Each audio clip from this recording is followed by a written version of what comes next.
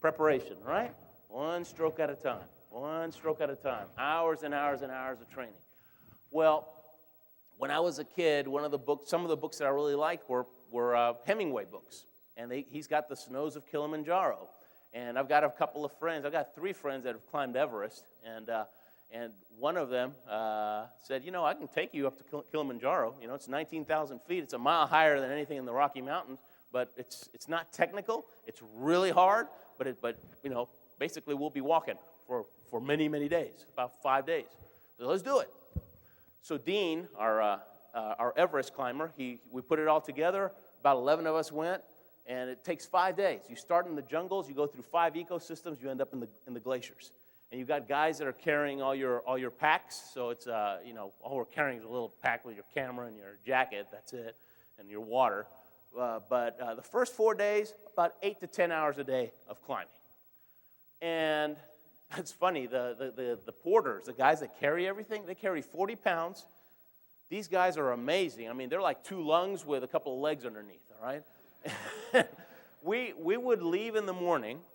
They would give us a pep rally, right? They'd sing all these songs, get us all pumped up, and then we start walking, right, with our little poles, and we feel so proud. We're climbing the mountain, right?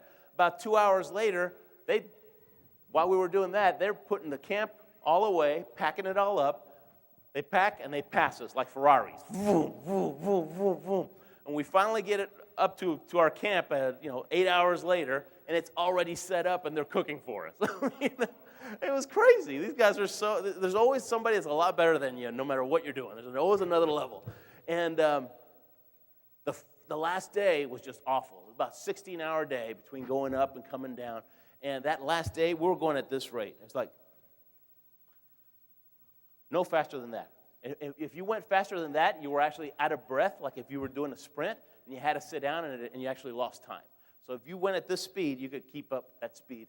And the whole time they're singing songs to us to keep us going. This one lady in our group, she was in her late 60s, and the last night, 2 hours into the last night, we started at midnight. They woke us up at midnight. We started at 1 a.m. And you have to get to the top before it melts, right? Before the sun melts, and there can be avalanches and bad stuff. So you have to get up, take a few pictures, and turn around and get down before it's too cold, before it's too warm.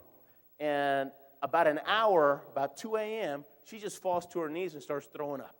And they all had a little huddle, and we took a chance, an opportunity, right? Hey, we can sit down here. She's throwing up, and we're sitting down.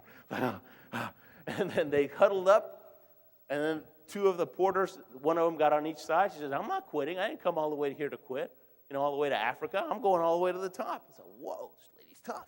And the 2 porters got on each side, and they walked her all the way to the top. Turn around, and then all the way to the bottom. So she got the prize for, biggest, toughest spirit. And so that's what it took. But every step, whenever we were going up, with every step, after about an hour of going up, you'd turn around, it would be, oh my gosh. You're a couple of thousand feet higher, and just the view is completely transformed. And it's so beautiful, and it was just one little step at a time. One step at a time. But one step at a time, if you do it every single day, persistent and consistent, man, you make a lot of headway. And it's no different from one stroke at a time. One stroke at a time on that sled makes you faster, gets you to the Olympics. One step at a time gets you to the top of the mountain. One phone call at a time gets you across here, right? Gets you free.